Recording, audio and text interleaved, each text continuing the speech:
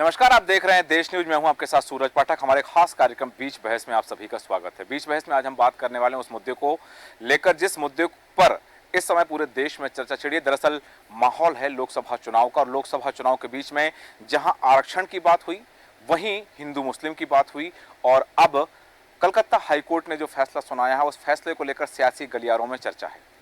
बात है कि 2010 से 2024 के बीच जो ओबीसी सर्टिफिकेट बने हैं उन्हें अमान्य करार दे दिया गया है। उन सर्टिफिकेट की बिना पर उनको वजह बताते हुए अब कोई आरक्षण का लाभ नहीं ले पाएगा। कारण बताया जा रहा है कि वहां मुस्लिमों को जो आरक्षण दिया गया है ओबीसी कैटेगरी में शामिल करके, साथ ही एक और अमेंडमेंट जो किया गया था, उस अमेंडमेंट में ओबीसी ए और ओबीसी बी दो कैटेगरी बनाई थी, उस कैटेगरी को खत्म कर दिया गया है। हालांकि कोर्ट ने स्पष्ट किया है कि इस आदेश के पहले जो भर्तियां हो चुकी हैं, जो सरकारी नौकरी में हैं, उनकी नौकरियां खतरे में नहीं होंगी, वो नौकरी करते रहेंगे। साथ ही भर्ती प्रक्रिया में जो लोग हैं, जो एग्जाम दे चुके हैं, जो लोग ट्रेनिंग में हैं, उन पर भी इस फैसले का कोई असर नहीं पड़ेगा।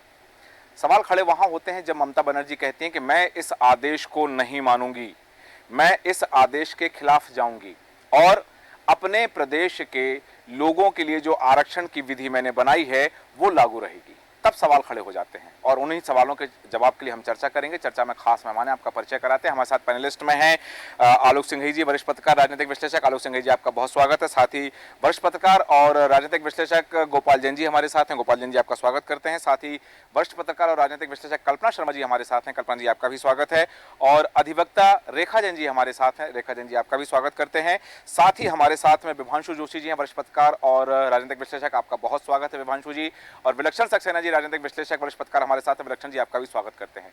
चर्चा की शुरुआत करूंगा आलोक सिंघई जी, आपके पास आना चाहूंगा कि यदि हमारे देश में जो न्यायपालिका है, विधायिका है, कार्यपालिका, सबकी अपनी अपनी सीमा है, सब अपने अपनी सीमा में कार्य करते हैं। यदि किसी फैसले से किसी के फैसले से नाराजगी है या असंतुष्ट है तो वो, यदि न्यायालय की बात करें तो हाईकोर्ट के आदेश पर, हाईकोर्ट के फैसले पर किसी को आपत्ति है तो वो उससे उच्चतम न्यायालय में जा सकते हैं। लेकिन ये कहना कि मैं इस आदेश को नहीं मानूंगी, क्या यह न्यायपालिका की अवहेलना है, न्यायपालिका के फैसले के खिलाफ जाना है और न्यायपालिका को सिरे से नकार दिया जाना है? बिल्कुल सूरज जी, जिस तरीके से ममता जी सरेआम मंच से बोल रही हैं वो वास्तव में न्यायपालिका को भी धता बता रही हैं और संविधान को भी धता बता रही हैं। वो ये संविधान भी मानने तैयार नहीं है। संवैधानिक आरक्षण तब दिया गया था जब वैसी सामाजिक परिस्थितियां देखी गई थी, उनके बीच में ये पाया गया कि दलित वर्ग के कुछ लोगों के साथ में अन्याय हुआ, अत्याचार हुआ, इसलिए वो आरक्षण दिया गया था उनको समाज की मुख्य धारा में लाने के लिए। लेकिन जिनने धर्म तलवार के आधार पर धर्म बदल लिया या किसी लाभ या प्रलोभन के आधार पर धर्म बदल लिया, उनके लिए आरक्षण का कोई प्रावधान नहीं था। लेकिन चूंकि वोट बैंक वहां बहुत बड़ा है और ममता बनर्जी शुरू से ही पश्चिम बंगाल में बांग्लादेश के शरणार्थियों को अवैधानिक ढंग से लाती रही हैं, उनको संरक्षण देती रही हैं और उन्होंने वोट बैंक बना लिया है। उस वोट बैंक की वजह से वो ये आरक्षण की बात कर रही हैं और उनको आरक्षण का लाभ दिया उन्होंने। तो इस तरीके से ये देश के साथ भी धोखा है। आप ये बताएं कि देश के लोग जो संसाधन इकट्ठे करते हैं अपनी कमाई में से, टैक्स के रूप में देते हैं, वो यहाँ के छोटे वर्ग के, गरीब वर्ग को आगे ले जाने के लिए, सहारा देने के लिए देते हैं। इसके लिए नहीं देते हैं कि आप दुनिया भर से लोगों को ले आएं और अपने यहाँ बसा लें, अपना वोट बैंक बना लें, सत्ता में आ जाएं और नियम कानूनों को धता बताते हुए मनमाने ढंग से आरक्षण का लाभ देने लग जाएं। तो ये जो है पश्चिम बंगाल में हुआ है। मध्य प्रदेश के मुख्यमंत्री जी ने इस पर बड़ी आपत्ति की है, वो बहुत अच्छी बात है। उमा भारती जी भी यही बात कहती थी। वो ये कहती थी कि कोई दलित यदि न्यू मार्केट में जाके बिल्डिंग खरीद लेता है, दुकान खरीद लेता है, तो हम जानेंगे कि उसका अपलिफ्टमेंट हो गया। उसको आर्थिक रूप से सक्षम बनाना, उसको समाज की मुख्य धारा में लाना, ये सबका प्रयास होना चाहिए। आरक्षण से ये काम नहीं हो पाया। आप ये बताएं कि आजादी के बाद से जो आरक्षण दिया गया, आप ये सवा करोड़ लोग हैं जो है सरकारी नौकरियों में, आप इतने से आरक्षण के दम पे पूरे समाज में वैमनस्य फैला रहे हैं। और फिर आपने उस आरक्षण की चोरी कर ली, उस चोरी करके आपने मुस्लिम वर्ग को तुष्टीकरण के आधार पर दे दिया। तो ये जो चीजें हैं ये बिल्कुल गलत है और निश्चित रूप से इसमें पश्चिम बंगाल में जनमत इसके खिलाफ है और ममता बनर्जी को मालूम नहीं चल रहा है, उनकी जमीन खिसकती जा रही है और बहुत जल्दी ये नतीजे आ जाएंगे चुनाव के दौरान भी। और देश में एक कंसेंसस बनना चाहिए कि हम कैसे आगे बढ़ाएं। भारतीय जनता पार्टी की एक बात हमें ठीक लगती है, वो कहते हैं सबका साथ सबका विकास, और वो इस आधार पे लोगों को सहारा भी देते हैं। तो ये अच्छी चीज है, उनको इकोनॉमिक ग्रोथ के लिए सहारा दे, ये इसलिए नहीं कि उनका कल्याण करना, हमें देश की ग्रोथ करना है। तो हमारे बीच से कोई भी आदमी बेकार ना रहे, कोई भी आदमी लाचार ना रहे, इसका हमें ध्यान रखना पड़ेगा। हमारे बीच जो भी लोग हैं वो उनको सबको समान अधिकार मिलना चाहिए। हालांकि न्यायालय ने भी यही टिप्पणी की है कि देश में जो भी नागरिक हैं सबको समान अधिकार मिलना चाहिए। लेकिन विलक्षण सक्सेना जी, यहाँ जब बात आ जाती है कि जिस तरह से आरक्षण दिया गया और मुस्लिमों की 77 जातियों को उसमें ओबीसी वर्ग में शामिल कर लिया गया, उस कैटेगरी में शामिल करके उन्हें नौकरियों में आरक्षण दिया गया है, विशेष अधिकार दिए गए हैं, इस पर आपत्ति दर्ज करते हुए ये 5 लाख से ज़्यादा जो सर्टिफिकेट थे उन्हें अमान्य करार दे दिया गया है। अब उन्होंने कहा है कि नए तरीके से ओबीसी की सूची बनेगी और जो पिछला वर्ग आयोग है उसकी सलाह लेते हुए ओबीसी की नई सूची बनेगी और तब ये सर्टिफिकेट जारी किए जाएंगे। इस बीच में जो वास्तव में उस वर्ग से आते हैं जिन्हें वास्तव में लाभ मिलना चाहिए, क्या उनके साथ उनकी उपेक्षा नहीं होगी इस बीच में? देखिए, निश्चित ही रूप से जब आपका हक लेकर किसी और को दिया जाए और जबकि आप एक वेल डिजर्विंग व्यक्ति हो, तो निश्चित ही ये कहा जा सकता है कि आपका हक छीना गया है, आपके साथ एक ग्रेव इनजस्टिस हुआ है। लेकिन इस पर्टिकुलर जजमेंट के मेन मुख्य पॉइंट्स क्या आते हैं?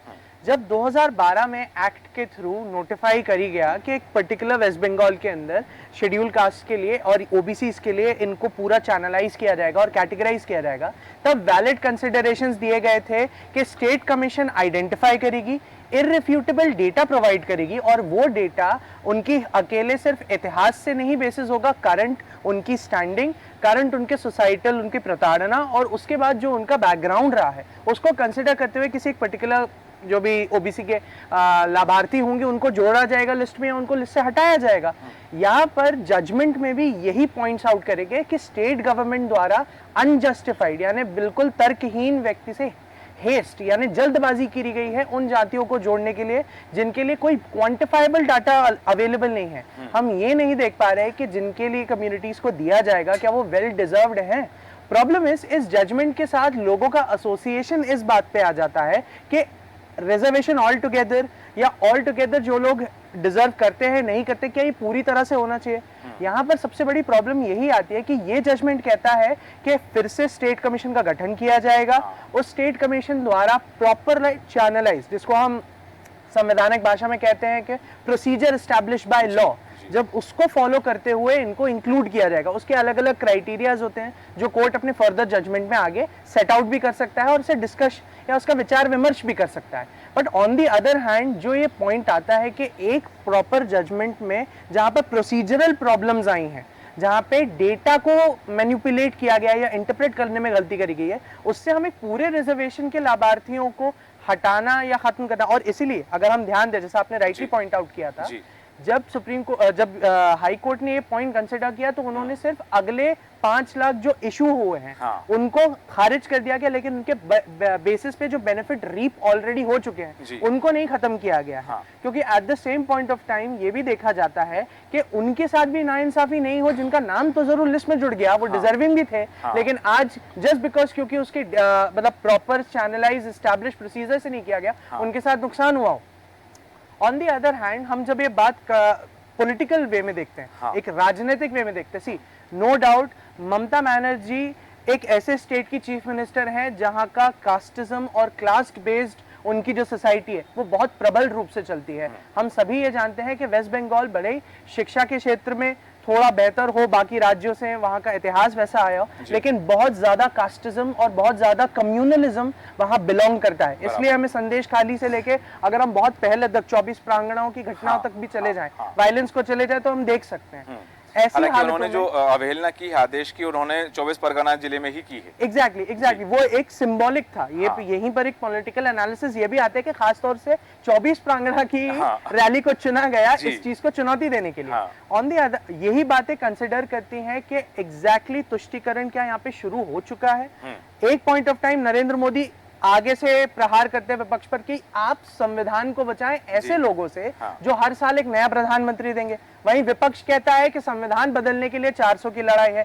तो ऐसे जजमेंट्स का आना और स्टेट लेवल पे ऐसे लीडर्स का, क्योंकि नो डाउट ममता बनर्जी राष्ट्रीय लीडर हैं और अगर अलायंस आया तो उनकी भूमिका राष्ट्रीय स्तर पे बहुत बढ़ जाएगी। तो यहाँ पर किसके इंटेंशंस क्लियर हैं? ये बात देखने लायक है, विपक्ष के सही है आरक्षण के प्रति कि सत्ताधारी दल के हैं। बिल्कुल, यहाँ एक बात हुई है जिस तरह से न्यायालय के फैसले में जो बात आई है कि उन्होंने कहा है कि यह जो मुस्लिम आरक्षण दिया गया है, यह मुस्लिम आरक्षण धर्म विशेष को, वर्ग विशेष को फायदा पहुंचाने के लिए, वोटों के लिए और चुनावी लाभ लेने के लिए ये कंडिका इसमें जोड़ी गई है और इसलिए इसमें ये इस तरह का संशोधन किया गया है। लेकिन गोपाल जैन जी, यहाँ बात आती है, यदि न्यायालय इस बात पर टिप्पणी कर रहा है और वो ये कह रहा है कि ये जो सुविधा दी गई है, लाभ दिया गया है, ये एक वर्ग विशेष को या चुनावी लाभ लेने के लिए किया गया संशोधन है, और ये जो 77 जातियां पिछड़ा वर्ग में जोड़ी गई हैं, ये 77 जातियां केवल इसलिए कि वर्ग विशेष से आती है और उनको चुनावी लाभ मिले और वोट बैंक का फायदा एक राजनीतिक दल को मिले, क्योंकि उन्होंने स्पष्ट कहा है कि 2011 से ममता बनर्जी की सरकार है और 2010 से 2024 तक के सर्टिफिकेट जो है वो कैंसिल किए हैं। जी, ये सीधा सीधा देशद्रोह का मामला है। इस मामले में ममता बनर्जी जी पर देशद्रोह का मामला दर्ज होना चाहिए जी, क्योंकि ये देशद्रोह का मामला है। वो सीधा सीधा हमारे संविधान को, हमारी न्यायपालिका जिसका पूरी दुनिया आदर करती है और हमारे राष्ट्रपति जी को चुनौती दे रही है, उन पर देशद्रोह का मामला दर्ज होना चाहिए।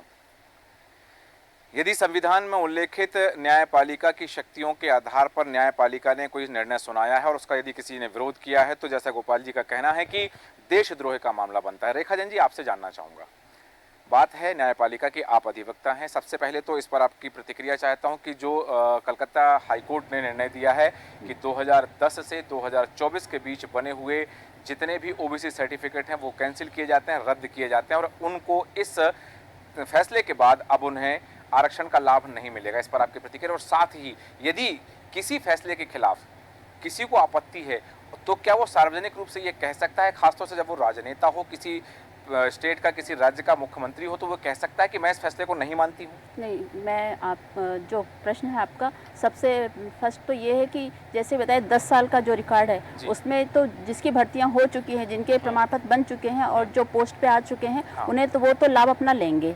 और इसके अलावा जो अन्य हैं वो अगर भर्ती पे अभी नहीं है, बना हुआ है, तो वो किसी पोस्ट पे भी नहीं है, तो उन्हें उसकी कोई वैल्यू नहीं है। अब नए सिरे से कोई प्रमाण पत्र नहीं बना जाएगा। दूसरी बात आपने जो बताया कि क्या क्वेश्चन था आपका, कि जिस तरह से उन्होंने कहा है कि न्यायालय के फैसले पर यदि कोई ये कह देता है कि मैं इस फैसले को नहीं मानूंगी, खासतौर से वो जब एक संवैधानिक पद पर व्यक्ति है, वो मुख्यमंत्री हैं कि एक राज्य की, तो क्या उनका यह कहना किस श्रेणी में आता है? ये तो एक तरह से जैसे कि भाई साहब ने बताया कि वो बिल्कुल गलत है। माननीय न्यायालय का फैसला तो हर व्यक्ति को मानना पड़ेगा और मानते हैं लोग, और इन्हें भी मानना पड़ेगा। दूसरी बात, जैसा कि आपने बताया कि ये जो नियम लागू हुआ है, तो इसे तो बहुत सारी पीएलआई आएंगे, बहुत सारे सुप्रीम कोर्ट में भी जाएंगे, हाई कोर्ट में, वहाँ पे भी लगेगा, तो उसमें जो भी आदेश होगा माननीय न्यायालय का वो सब लोग को मानना पड़ेगा और ममता जी को भी मानना पड़ेगा। मेरा आशय ये है कि अभी जैसे संवैधानिक व्यवस्था है हमारे यहाँ, न्यायपालिका की व्यवस्था है कि यदि लोअर कोर्ट से कोई निर्णय होता है और उस निर्णय से आप संतुष्ट नहीं है तो हायर कोर्ट में जा सकते हैं। हाँ, बिल्कुल जा सकते हैं। वो उनके पास रास्ता खुला है, लेकिन ये कह देना कि मैं हाई कोर्ट के आदेश को नहीं मानती हूँ, ये सीधी सीधी अवहेलना है। बिल्कुल, और उनके अगेंस्ट में भी का मामला उन पर दर्ज हो सकता है। बिल्कुल हो सकता है, व्हाई नॉट। जी, बिल्कुल सही कहा कि ये न्यायालय की यदि अवहेलना है और अवमानना है, तो न्यायालय की अवमानना और न्यायालय के निर्णय की अवमानना का प्रकरण भी उन पर बन सकता है। लेकिन यहाँ सियासत का लाभ लेने की बात है।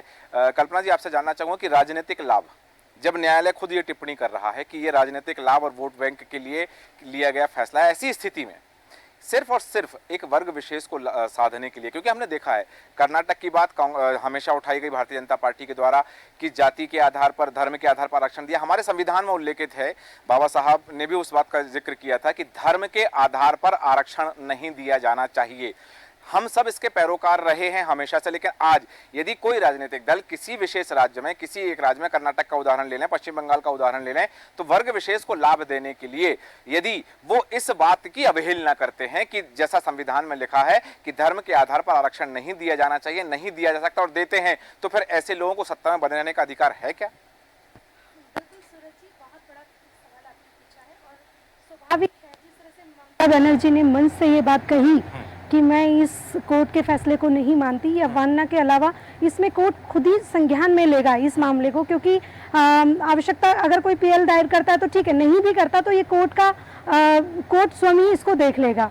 दूसरा, आपने जो सवाल पूछा, आप एक चीज़ देखिए, किसी भी देश की अगर आप उन्नति करना चाहते हैं तो आवश्यक है सबको इक्वल लाना, यही एक मंशा रही होगी जब आरक्षण स्टार्ट किया गया होगा। लेकिन उसके साथ साथ जिस तरह से राजनीतिकरण होता चला गया, जिस तरह से लोगों ने अपने अपने वोट साधने के लिए उसका इस्तेमाल किया, उसका एक बहुत बड़ा उदाहरण आज पश्चिम बंगाल में देखने को मिलता है। 2006 में जब मनमोहन सरकार थी, उस समय खच्चर समिति जो थी, सच्चर समिति, उसमें ये बात कही गई थी कि पश्चिम बंगाल में 3.5% के आसपास ही मुस्लिम लोग हैं जो सरकारी योजनाओं का लाभ ले पा रहे हैं।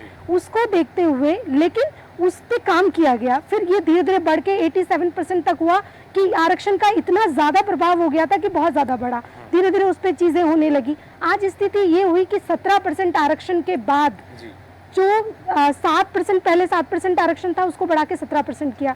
जो 10% आरक्षण बढ़ाया गया वो प्रॉपर दिया गया सिर्फ और सिर्फ एक समुदाय को, और जो 7% आरक्षण था उसमें भी उनको शामिल कर लिया गया। आज स्थिति ये है कि 100 में से 92 लोग वो ही लोग वहाँ पर जॉब या सरकारी पदों पर बैठे हुए हैं। तो ये एक चिंता का विषय होना चाहिए। लाभ आप दीजिए। आप सच में चाहते हैं कि किसी देश में कोई भी ऐसा व्यक्ति तबका जिसको न्याय नहीं मिल पा रहा, जो तरक्की नहीं कर पा रहा, उसको आगे आना चाहिए, लेकिन उसको किस आधार पे आगे आना चाहिए। आप देखिए सूरज, एक बहुत छोटे से उदाहरण दूंगी। बचपन से या कहीं भी किताब पढ़ लीजिएगा, हमेशा एक चीज पढ़ते आए हैं कि एक गरीब ब्राह्मण था। कभी आपने नहीं पढ़ा होगा कि बहुत अमीर था, बहुत वो था।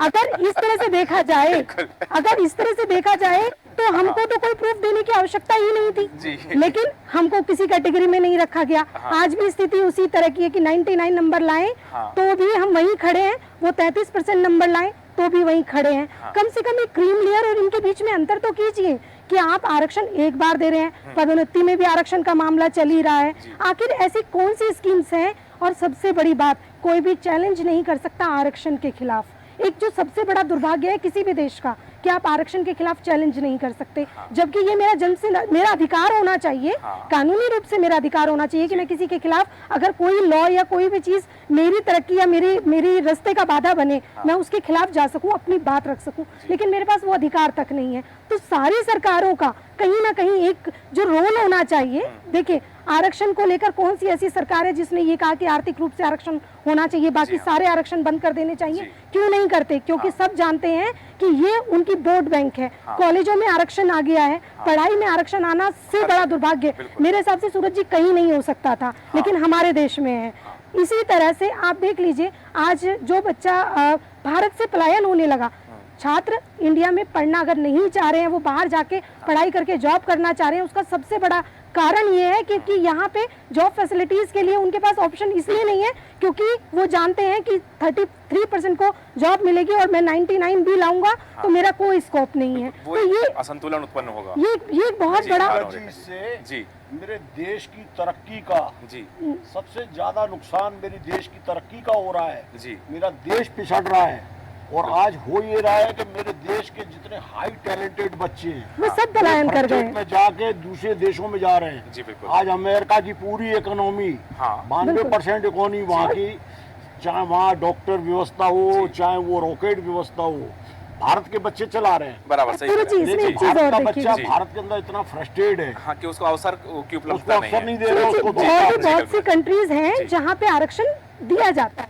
ऐसा नहीं है सिर्फ भारत ही ऐसा देश है जहाँ पे आरक्षण दिया जाता है, लेकिन वहाँ पे शिक्षा के आधार पे दिया गया, उनको उठाने के लिए दिया। गोरे और कालों के बीच का जो एक भेद था उसको खत्म करने के दिया। और सर्वे ये बताती है कि जिनको वो अपॉर्चुनिटी दी गई उन्होंने किस तरह से उसका लाभ लिया, शिक्षा के स्तर को बढ़ाया और आज वो अच्छे अच्छे पदों पर बैठे। तो आरक्षण का अगर कोई पैरामीटर बनाया जा सकता है, आप इस तरह से क्यों नहीं दे देते ताकि सबको वो लाभ मिल सके? बिल्कुल सही कहा कि ये अवसर की समानता सबके लिए होनी चाहिए। हालांकि न्यायालय का जो फैसला है वो उसमें उल्लेख है कि अवसर की समानता सबके लिए उपलब्ध हो। रेखा जी, आप कुछ कह रही थी? ये बोलना चाहूँगी थोड़ा सा, क्योंकि अपना मुद्दा है कि पश्चिम बंगाल के बारे में, क्योंकि वहाँ का जो आरक्षण है उसे निरस्त किया गया है। एक्चुअली वहाँ पे इसलिए किया गया क्योंकि एक वर्ग विशेष के तौर पे उन्होंने भर्तियाँ की गई थी, प्रमाण पत्र बनाया गया था, इस वजह से ये मुद्दे। नहीं तो अदर स्टेट में अभी वो सब कुछ इक्वल चल रहा है, ऐसी कोई इशू नहीं है। मेन वहाँ पे कि जो यहाँ पे ये है कि वर्ग विशेष का बनाया गया, तो यहाँ पे ये जी। जब से आरक्षण शुरुआत हुई है, जब से संविधान का निर्माण हुआ, जब से ये चीजें आरक्षण लागू हुई, आज तक सर्वे करके ये डिसाइड नहीं हुआ कि कितने लोगों को उसका लाभ मिल चुका है सही और कहा आपने। को कितना वो ग्राफ आगे या नीचे हुआ है। बिल्कुल। तो जब तक ये आप पैरामीटर डिसाइड ही नहीं करोगे, जब तक उसका सर्वे ही नहीं होगा, तब तक आप ये कैसे कह सकते हैं कि सब इक्वल चल रहा है? बिल्कुल। ये कहना संभव नहीं ठीक है। है, उसकी सही। तरफ बढ़ता है। बिल्कुल। सही, आपने जो चीज कही है कि हमने देखा है, ऐसा नहीं कि मध्य प्रदेश में कितनी सारी भर्तियां जिनके प्रकरण न्यायालय में चल रहे हैं, इस कारण से पदोन्नति नहीं हो पा रही, भर्ती नहीं हो पा रही, परीक्षा हो जाती है लेकिन परिणाम नहीं आ पाते क्योंकि आरक्षण का मुद्दा सामने जाता है। वापस आऊंगा आपके पास में, लेकिन विभांशु जोशी जी आपसे जानना चाहूंगा, बात हो रही है आरक्षण की, बात हो रही है पश्चिम बंगाल की। हम बात करें कि जब संविधान में आरक्षण का प्रावधान किया गया, बाबा साहब ने कहा था कि निश्चित समय सीमा के लिए इसे लागू किया जाना चाहिए और समय की उपयोगिता देखते हुए इसे आगे बढ़ाया जा सकता है और उस समय यदि उपादेयता हो, उस समय उपयोगिता हो तो इस पर विमर्श होना चाहिए। लेकिन उसके बाद वोट बैंक की राजनीति शुरू हुई और वोट बैंक की राजनीति इस स्तर तक शुरू हो गई कि उसमें अनेक प्रावधान कर दिए गए। पश्चिम बंगाल की बात करें तो वहां पर एक नया प्रावधान जोड़ा गया, ओबीसी ए, ओबीसी बी, ये नया प्रावधान जोड़ दिया गया और उसके आधार पर 66 वर्गों को, मतलब मुस्लिम समाज की 77 जातियों को शामिल किया गया और 66 वर्गों को, 66 जातियों को उसमें लाभ दिया गया जो आज वहां शासकीय सेवा में हैं। न्यायालय ने आपत्ति लेते हुए जब इस पर फैसला दिया है और देश की राजनीति में भूचाल आ गया है, क्योंकि हम बात करें कि एक तरफ जहां आरक्षण की बात हो रही है, बात की जाती है कि आरक्षण बढ़ाया जाएगा, भारतीय जनता पार्टी कहती है कि हम धर्म के आधार पर आरक्षण नहीं देंगे और जहां है वहां खत्म कर देंगे। दूसरी तरफ धर्म के आधार पर आरक्षण दी जाने की बात कही जाती है। तीसरी तरफ न्यायालय कहता है कि धर्म के आधार पर आरक्षण की सूची बनाई गई है, जो सर्टिफिकेट बनाया गया वो कैंसिल कर दिया गया है। जी हाँ, देखिए ये जो बातें आज आ रही हैं, ये तो पहले तो मैं कहना चाहूँगा कि ममता सरकार को ये बड़ा झटका है। हाँ। क्योंकि एन चुनाव के वक्त पर 25 तारीख को लगभग 8 विधानसभा लोकसभा क्षेत्रों में पश्चिम बंगाल में चुनाव होना है, हाँ। देश में 58 अभी छठे चरण में चुनाव होना है और कुल 114-113 अभी लोकसभा चुनाव बाकी हैं। जी। ऐसे समय में हाई कोर्ट की डबल बेंच के द्वारा इतना करारा झटका पश्चिम बंगाल को मिलना, ये एक बड़ी नई कहानी इस महासमर में, जो लोकसभा का जो समर चल रहा है, इसमें निकल कर आई है।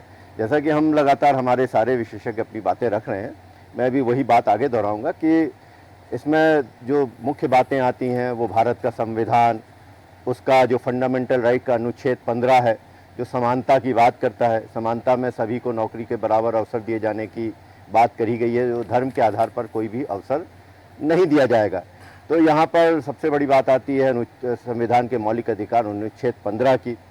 फिर इस फैसले में जो बड़ी बात आती है वो, जैसा कि हम बात कर रहे हैं, 2012 का जो कानून है जी। जिसके एक प्रावधान को उन्होंने हाई कोर्ट की डबल बेंच ने निरस्त कर दिया है, जिसकी आप बात कर रहे थे कि ए और बी दो कैटेगरी में उसको बांट दिया गया, उसको हाई कोर्ट ने उस प्रावधान को निरस्त किया है।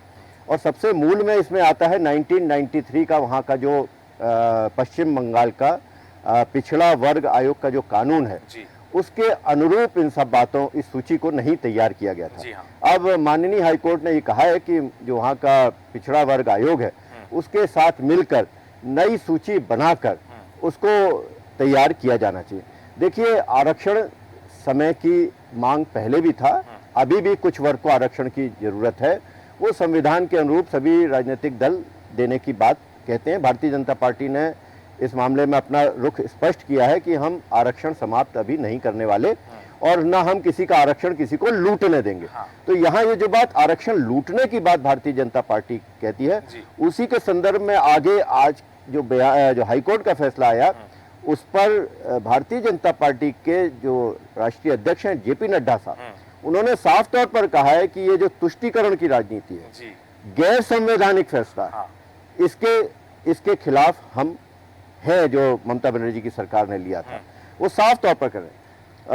प्रधानमंत्री मोदी जी भी लगातार अपने भाषणों, आप देखिएगा 2 दिन पहले का प्रधानमंत्री श्री नरेंद्र मोदी जी का ट्वीट, उन्होंने राहुल गांधी जी का एक ट्वीट वीडियो शेयर किया है जिसमें वो राहुल गांधी जी मुस्लिमों के आरक्षण की बात कह रहे हैं। तो ये सबसे महत्वपूर्ण बात इसमें निकल कर आती है कि हाईकोर्ट का इतना महत्वपूर्ण फैसला आरक्षण को लेकर आया और अभी तक जो प्रमुख दल हैं विपक्ष के, जैसे कि कांग्रेस ने इस मामले में अपना कोई रुख स्पष्ट नहीं किया।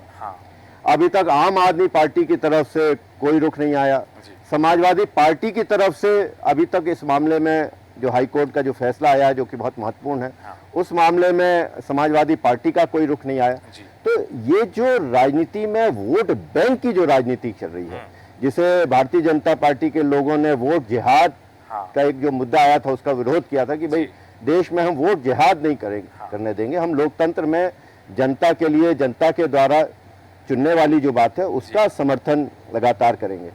तो ऐसे में जी, आ रहा हूं बस आप ही। जी बिल्कुल। जी।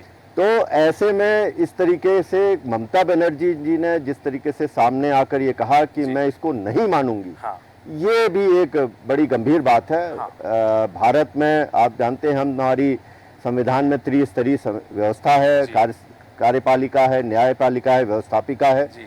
न्यायपालिका का सम्मान कार्यपालिका को करना होता है। विधायिका को यदि नहीं करना विधायिका को ऐसा लगता है कि देश में कोई कानून बनाना है तो विधायपालिका उस कानून को बनाती है। हाँ। लेकिन उसके बाद भी सुप्रीम कोर्ट का यह अधिकार होता है कि यदि संविधान के फंडामेंटल राइट को चुनौती देने वाला कोई कानून जी। कोई भी राज्य हाँ। या केंद्र बनाती है, हाँ। तो उसको सुप्रीम कोर्ट उस कानून को धाराशायी कर देता है। लगातार आपने पिछले सालों में देखा है कि सुप्रीम कोर्ट ने किस तरीके से ऐसे ऐसे कानूनों को धाराशायी किया है जो मौलिक अधिकारों का कहीं ना कहीं हनन बिल्कुल, करते थे। क्योंकि भारतीय संविधान में प्रदत्त मौलिक अधिकारों की रक्षा जी की देखिए, वो जिम्मेदारी- लॉ ऑफ लैंड है, लॉ ऑफ लैंड है। हमारे भारत का संविधान जो है लॉ ऑफ लैंड है। हाँ। देश चलेगा तो उसी कानून से चलेगा। बिल्कुल। और उस संविधान का उल्लंघन करने का अधिकार किसी राज्य के मुख्यमंत्री को बिल्कुल भी नहीं दिया था।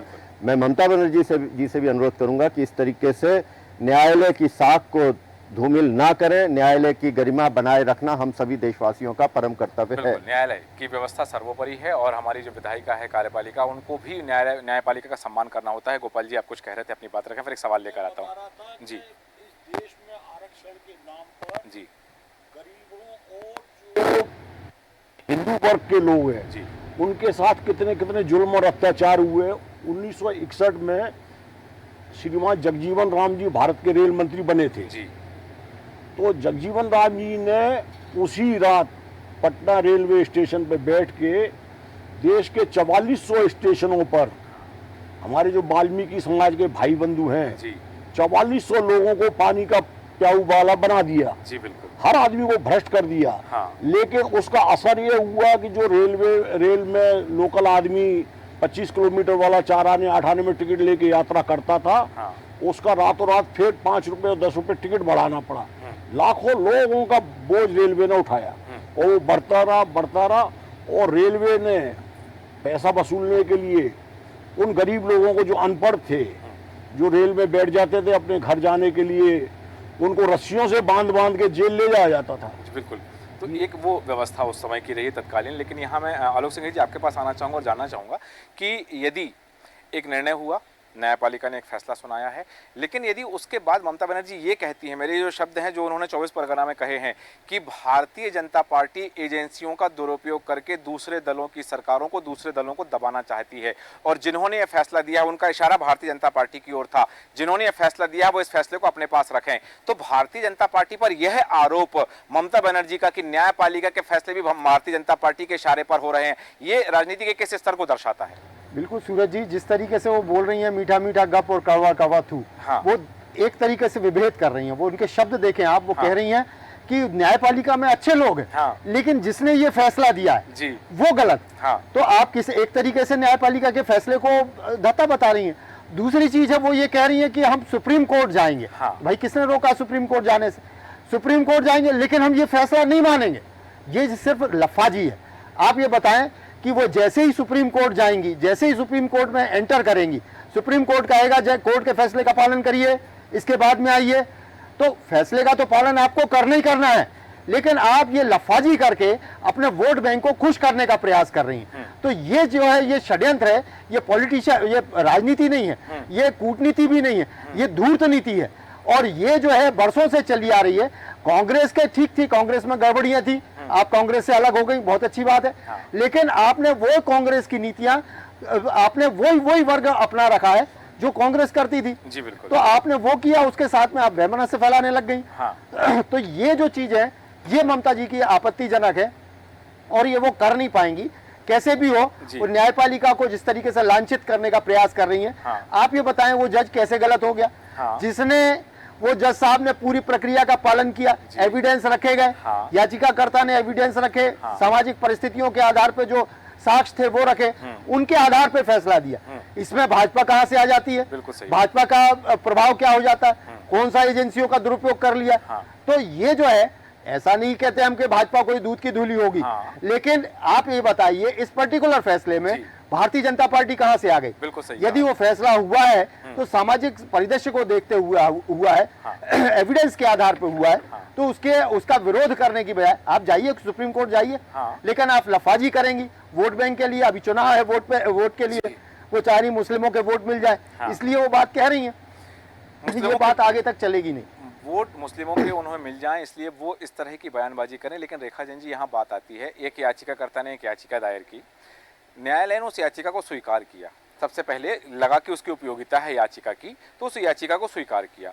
उस पर विमर्श हुआ, बयानबाजी हुई और सबके बयान लिए गए, दर्ज किए गए, याचिकाकर्ता की ओर से उनका पक्ष सुना गया, साक्ष्य जो प्रस्तुत किए गए वो साक्ष्य वहां पर सुने गए। उन साक्ष्यों को देखने और सुनने के बाद में याचिकाकर्ता की पक्ष के ओर से या फिर सरकारी वकील की ओर से उसके विरुद्ध में जितने गवाह प्रस्तुत किए गए, जो साक्ष्य प्रस्तुत किए गए, वो प्रस्तुत होने के बाद न्यायालय ने निर्णय सुनाया। यही प्रक्रिया है, याचिका पर सुनवाई की और उसके बाद यदि न्यायपालिका अपना निर्णय सुनाती है तो उस निर्णय के खिलाफ जाया जा सकता है हायर कोर्ट में। लेकिन ये कह देना वास्तव में, मैं सबसे पहले तो जानना चाहूंगा कि ये जो प्रक्रिया हुई है याचिका की, इस तरह की याचिकाएं देश के कई न्यायालयों में, कई राज्यों में, राज्यों के हाई कोर्ट में और सुप्रीम कोर्ट में भी इस तरह की हैं जो जनता से सीधी जुड़ी हुई हैं, जनता के हितों से जुड़ी हुई हैं। तो इस तरह याचिकाओं के फैसले पर आपत्ति उठाना कितना सही है? देखो, आपत्ति उठाए कितना जायज है वो उन एविडेंस पेश करे वो पहली बात। और रही ममता जी और उनकी पार्टी, ये लोग जो बोल रहे हैं, इनके बोलने से ये कितना भी विरोध करने से कुछ भी नहीं होगा।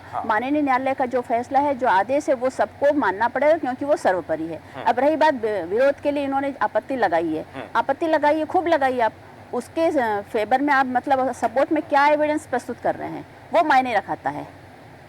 मेन चीज ये होता है। बिल्कुल आपने सही कहा कि वो चीजें उसमें मायने रखती हैं कि उस फैसले को लेकर के जन सामान्य की अवधारणा क्या है। क्योंकि स्वाभाविक बात है कि चाहे राजनीतिक दल हो, विधायिका हो, कार्यपालिका हो, न्यायपालिका हो, सभी के लिए देश की जनता, देश का कानून, देश का संविधान सर्वोपरि है। लेकिन यहाँ गोपाल जैन जी, सबसे बड़ी बात है कि जब हम देश के संविधान की बात करते हैं, देश का संविधान सर्वोपरि है और देश का संविधान देश की जनता के लिए है। और यदि यह फैसला जनता के हित में किया गया है और यदि किसी को लगता है, उस वर्ग विशेष को लगता है, तो वो एक याचिका लगा सकता है, न्यायपालिका में जा सकता है, उसके लिए भी न्यायपालिका के द्वार खुले हुए हैं।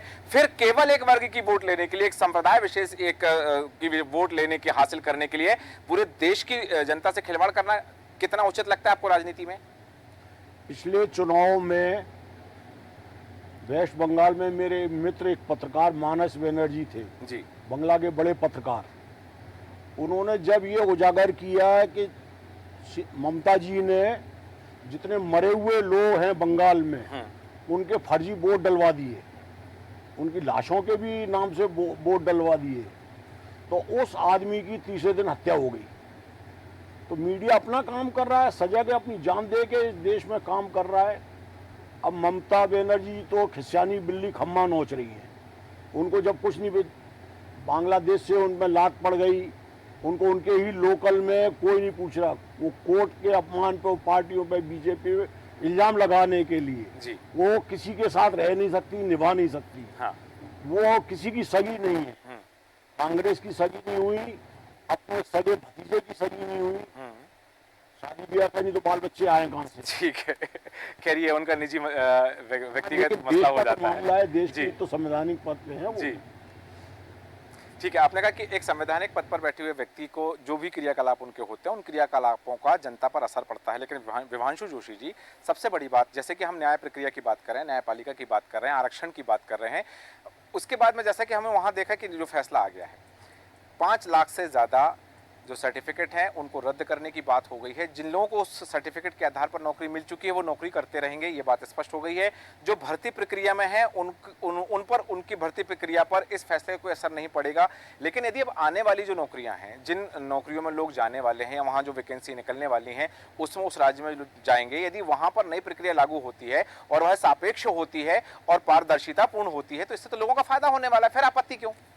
बिल्कुल सही बात है। और जो हाई कोर्ट का जो फैसला है वो संवैधानिक फैसला है। वो फैसला साफ तौर पर कहता है कि जो भी ओबीसी लिस्ट थी वो नियमानुसार नहीं थी, उसको नियमानुसार बनाइए आप। हाँ। उसमें जो राज्य का जो आयोग है, पिछड़ा वर्ग आयोग है, उसके साथ बैठकर उनको नई सूची बनानी होगी। उस सूची के अनुसार वहाँ पे जो भी आरक्षण है वो लागू किया जाएगा। लेकिन वर्तमान में जिस तरीके से लोगों के रोजगार के अवसर हैं वो किसी को तो मिलेंगे ही, और सही पात्र व्यक्तियों को मिले, नियम के अनुसार मिले, ये जरूरी है। देखिए जितने रोजगार हैं उनको मिलना ही है, व्यक्तियों को ही मिलने हैं, लेकिन जब अपात्र लोगों को मिलते हैं, गैर नियमों के अनुसार मिलते हैं, तो समाज में एक आक्रोश आता है। जनता को लगता है कि जो काम हो रहा है वो गैर कानूनी है, इस तरीके से मन में आक्रोश होता है। कभी भी किसी टॉपर बच्चे के खिलाफ किसी दूसरे बच्चे को आक्रोश नहीं होता है। हाँ। जिसने अच्छा पढ़ा उसने टॉप किया, हमारे अंक जो थे वो हमारे अंक है।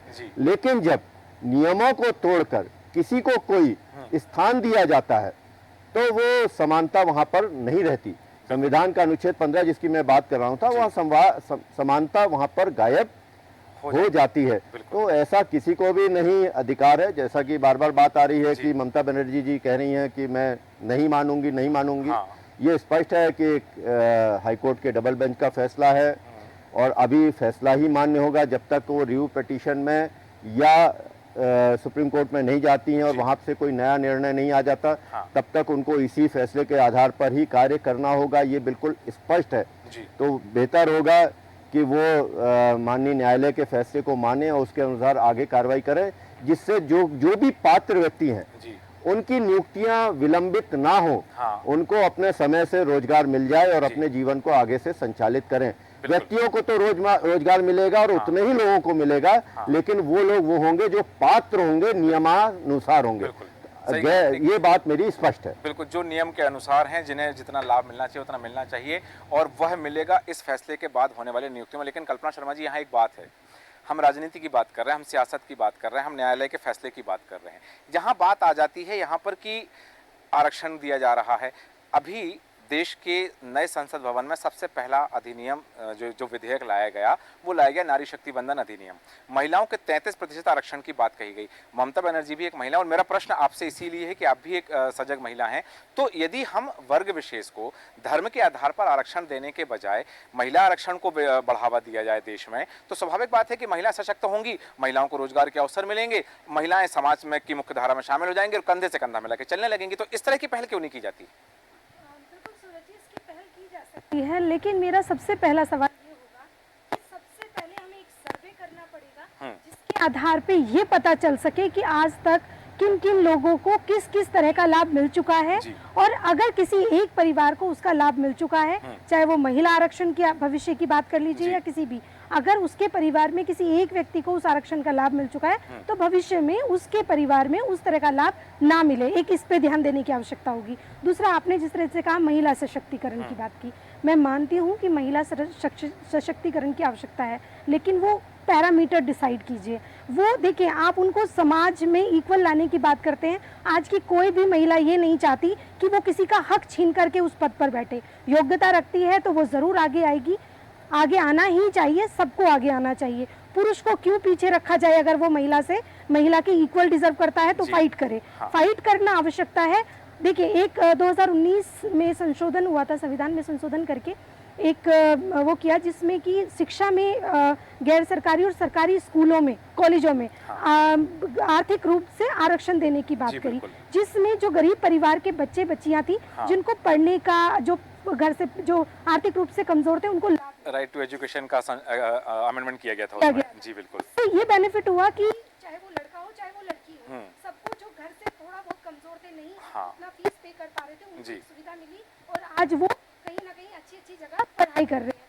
इस तरह के कानून बनाने की आवश्यकता है, इक्वलिटी लाने की आवश्यकता है। सिर्फ मैं महिला हूँ और मुझे महिला होने का लाभ मिले, एक महिला होकर मैं बहुत खुल के कहना चाहती हूँ, सिर्फ महिला होने का मुझे लाभ नहीं चाहिए। मैं डिजर्विंग हूँ, मैं योग्यता रखती हूँ, मुझे जरूर लाभ मिलना चाहिए। मुझे इक्वली आप फाइट करने दीजिए, मुझे दौड़ने दीजिए मैदान में। यदि मैं योग्यता रखती हूँ तो मुझे मंजिल जरूर मिलेगी। ये भावना सभी की होना चाहिए, चाहे वो महिला हो, चाहे वर्ग विशेष से आते हो या किसी भी जाति संप्रदाय से आते हो, ये भावना होनी चाहिए। विलक्षण सक्सेना जी, अंतिम प्रतिक्रिया आपसे चाहूंगा पूरी चर्चा पर कि न्यायालय के फैसले पर, ममता बनर्जी के बयान पर और आरक्षण पर। देखिए, न्यायालय के फैसले की जहां तक बात आती है और ममता बनर्जी का उस पर कमेंट आता है, हमने यहाँ पर बीच में कंटेम्प्ट की बात करी थी। एक पर्सपेक्टिव से देखा जाए तो जब कंटेम्प्ट ऑफ कोर्ट होता है उसमें ये अलाउड रहता है कि अगर एक मेरिट के बेसिस पे और एक फेयर क्रिटिसिज्म अगर आप जजमेंट का करें तो वो कंटेम्प्ट नहीं माना जाएगा। लेकिन अगर आप कोशिश करेंगे सिविल कंटेम्प्ट करने के लिए, आप विलफुली डिसएग्री करेंगी, डिसओबे करेंगी, और उसके बाद अगर आप क्रिमिनली करेंगी कि आप स्कैंडलाइज करना चाह रही है कोर्ट के ऊपर है। सी, इसको समझने का सबसे अच्छा तरीका है कि आप जजमेंट को क्रिटिसाइज कर सकते हैं, जज और कोर्ट को नहीं। तो यहाँ पर कंस्ट्रू करने की बात है, समुदाय समाज अपने हिसाब से कंस्ट्रू करे, और अगर कोई समुदाय का एक व्यक्ति विशेष या एक कोई पर्टिकुलर पिटिशनर हो जो ये कहता हो कि हाँ इसको कंटेम्प्ट की श्रेणी में देखना है, तो वो न्यायालय के सामने खुद पहुंच सकता है और न्यायालय खुद सुओ मोटो स्वतः संज्ञान लेके इस चीज को देख सकता है। खैर, comes down to the other fact के पूरा डिस्कशन जब आता है, जब हम रिजर्वेशन की बात करते हैं, यहाँ पे जो कल्पना जी ने कही है बात, ये बिल्कुल एग्जैक्टली करेक्ट है। 16 के अंदर, आर्टिकल 16 के अंदर जब हम कॉन्स्टिट्यूशन में बात करते हैं तो उसमें भी दो तरीके के रिजर्वेशन होते हैं, एक होता है हॉरिजॉन्टल रिजर्वेशन, एक होता है वर्टिकल रिजर्वेशन। वर्टिकल एक पर्टिकुलर कैटेगराइजेशन में ऊपर से नीचे तक सबको दिया जाता है, वहीं हॉरिजॉन्टल जैसे महिला है तो नॉट इररिस्पेक्टिव कि वो मुस्लिम है, कि वो दलित हैं, कि वो जनरल हैं, उन सबको दिया जाएगा। यहाँ सबसे बड़ा कंसिडरेशन और कॉन्स्टिट्यूशन का ये जो चेक भी आता है वो पात्रता का आता है कि ये मिले किसे, क्योंकि बाबा साहब भीमराव अंबेडकर जी ने भी जब इस कॉन्स्टिट्यूशन को बनाया था, see at the end of the day reservation एक तरीका है, एक टूल है पॉवर्टी और इनजस्टिस से लड़ने का। और रिजर्वेशन भारत में उस समय आए क्यों? बहुत नॉर्मली लोग इसको एक वोट बैंक से जोड़ देते हैं, बट इसकी एक दूसरी पर्सपेक्टिव भी लोगों को समझनी चाहिए। सिर्फ भारत का संविधान बना था तब सबसे ज्यादा बड़ी प्रॉब्लम इस देश के साथ शिक्षा ना होना और पॉवर्टी थी। ऐसी ने समाज को, भारत जैसी सोने की चिड़िया को जब अंग्रेजों ने प्लंडर किया तो पॉवर्टी ही उनका सबसे बड़ा टूल था। और इसी से लड़ने के लिए जब भारत में संवैधानिक उनको न्याय दिया गया तब एक कंसिडरेशन दिया गया किसी at this particular point of time ये तो पॉसिबल नहीं है कि सब कोई कम्युनिस्ट सरकार बन जाए, कि हम सरकार सब एक को इक्वल तराजू में बांट के सबको सारी रिसोर्सेज दे सके। हम हैं तो एक democracy ultimately. At this point of time जब हम खुद अफोर्ड नहीं कर सकते तो उसके अलावा सबसे बेस्ट अतिरिक्त टूल क्या होता है कि इस पॉवर्टी के चक्र से एक व्यक्ति को, एक समुदाय को बाहर निकाला जाए। आपने रिसेंटली सुना होगा कि पूरे देश में दलितों की संख्या या पिछड़ा वर्गों की संख्या कम से कम 23 करोड़ से ज्यादा क्रॉस करती है, और सेंट्रल एजेंसी के जो एग्जामिनेशंस होते हैं, फॉर एग्जांपल यूपीएससी होते हैं, उसमें कम से कम 15 से 16 हजार ऐसे ऑफिसर्स होते हैं। इनको अगर रेशियो पॉपुलेशन वाइज देखा जाए तो एक्चुअल ये एक रियलिटी है कि 23 करोड़ लोगों का उत्थान उनमें से निकाले गए 15,000 लोग कैसे कर सकते हैं।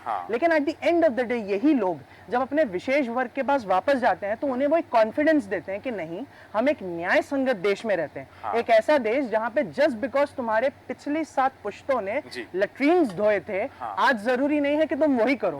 और तुम्हारे पास ये अपॉर्चुनिटी है कि तुम अगर एक स्किल डिराइव करते हो, आज तुम एक मटका बनाने वाले हो, और उसके बाद मान लीजिए अगर आप एक वीवर हो, अगर आप एक क्या कहते हैं कोई सफाई कर्मचारी या अन्य जिस भी लेदर टैनिंग होती थी, जानवरों को मारना होता था, इवन लोगों का दाह संस्कार करना होता था, अगर आज उस व्यक्ति के पास उस चक्र से निकल आया है वो, क्योंकि उसको एक सरकारी नौकरी मिली, उसके पास धन आयोजन आ गया, और उसके बाद आज वो एक शिक्षा, अच्छी संस्कृति और बेहतर शिष्टाचार, देश का सिविक सेंस फैला रहा है, तो ये तो विजय है रिजर्वेशन की, और रिजर्वेशन हमेशा जीतेगा क्योंकि ये जरूरी है। और आज भी इस देश की रियलिटी है कि आज भी मिड डे मील्स के नाम पर जब झाड़ू लगवानी होती है तो दलित बच्चा सफाई कर रहा होता है, आज भी लैट्रिन साफ करने के लिए छोटे छोटे गांवों में लोगों को मारा जाता है। इस प्रदेश में, जिस प्रदेश में हम खड़े हैं, वायलेंस ट्राइबल्स, ST/SC और OBCs के ऊपर चरम पे है। लोगों की घर बस्तियां उजाड़ दी जाती हैं, दूल्हे को घोड़ों से उतार के चप्पले जूते मारे जाते हैं।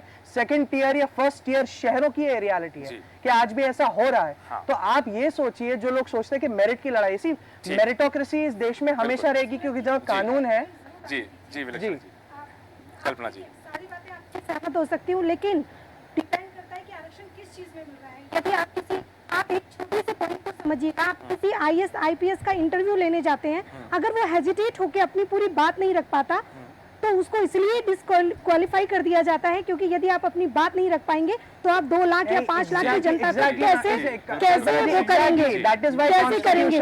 22 लैंग्वेजेस को रिकॉग्नाइज किया गया, यही डिपेंड एग्जैक्टली तभी 22 लैंग्वेजेस को रिकॉग्नाइज किया गया कि उस पर्टिकुलर इंटरव्यू में अगर आपकी साक्षरता एक सिर्फ हिंदी या इंग्लिश में नहीं है तो उन 22 लैंग्वेजेस में सिर्फ लैंग्वेज नहीं, सिर्फ लैंग्वेज के साथ साथ उसकी क्वालिटी मैटर करती है, उसका बैकग्राउंड मैटर करता है Absolutely. और ये सारी चीजें मैटर करती है, लेकिन हम किसी को सिर्फ इस आधार पे आरक्षण देके उसको वो पोस्ट दे दें क्योंकि समय की- उसके साथ समय की कुछ सीमा का गलत भी हुआ हम तो ध्यान ये रखें। एग्जैक्टली, आप ही की बात, I'm not पात्रता agree. यहाँ पे सबसे बड़ा टेस्ट है, जो मैं आपकी बात बिल्कुल अग्री करता हूँ, पात्रता सबसे बड़ा टेस्ट है यहाँ पे। ठीक है, बिल्कुल आरक्षण की जी। जो कहानी है, ये हाँ। कहानी पुराने जमाने की है जो सुनाई जा रही है, आज वैसी रियलिटी नहीं नहीं है। हाँ, वो एक अलग परिदृश्य रहा है, वर्तमान सही है। परिदृश्य अलग है। जी मैं जी रहने वाला जी हूँ। जी जी बचपन में मेरे नाना के घर के सामने रेल का फाटक होता था, तो हमारे भाई बंधु क्या करते थे कि रेल आ नहीं रही, रेल जा नहीं रही, लेकिन रात 3 बजे जब गांव का एक आदमी जाना कहाँ दूर दराज से अपनी साइकिल पे दूध बांध के लाता था,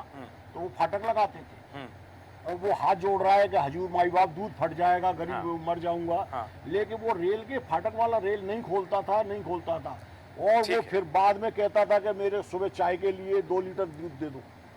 वो एक अलग व्यवस्था रही है, एक अलग परिदृश्य रहा है और उस परिदृश्य को हमने देखा है, कई लोगों ने सुना है।